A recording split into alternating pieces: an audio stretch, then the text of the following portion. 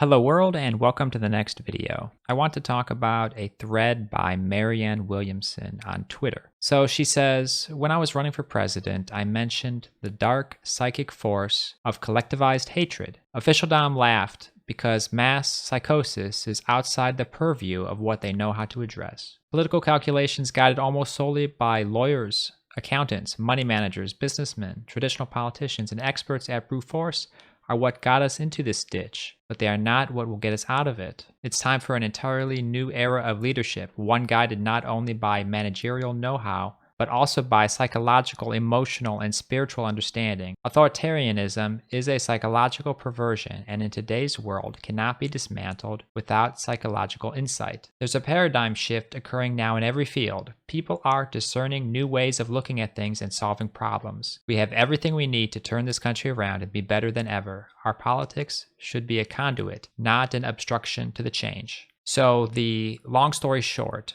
what she's trying to say here is that too often politicians go for the calculated think group style leadership, where they run polls about what to say. They don't pay attention to what people necessarily want or how to be personable, how to get along with people, how to be relatable. Instead, they enter this sort of robotic pattern. And on top of that, the people that coach them on what to say are from a very specific group. They are lawyers, they are accountants, money managers, businessmen, and other politicians. It's sort of like a club in some ways. And so they dictate the policy rather than looking at real polling of policies that people support. And this is one of the consequences of the concentration of wealth and power. So most politicians who make it get there because they are backed up by powerful forces. They're backed up by big money. And so Williamson here is saying that obviously for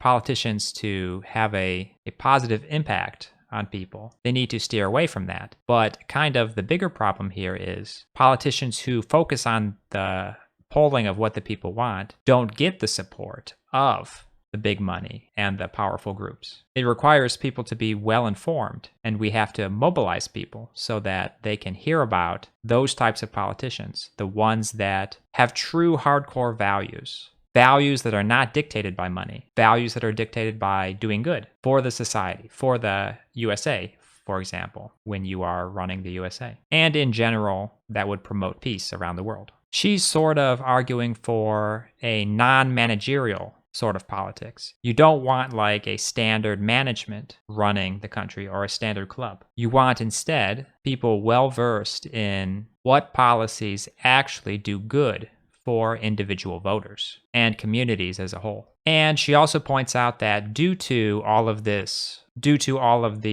politically inclined people who focus group everything and instead surround themselves with powerful people to make the decisions, due to all of the options being of that sort, authoritarianism as an alternative has been somewhat interesting to people. And so this could affect the rise of President Trump, as we saw, and the rise of other far-right figures that may come after him. So the important thing is to offer an alternative to that. We don't want to offer that to voting people. We need better, more humanistic politicians. And if you enjoy my commentary, please do like this video, comment, and subscribe. Thank you.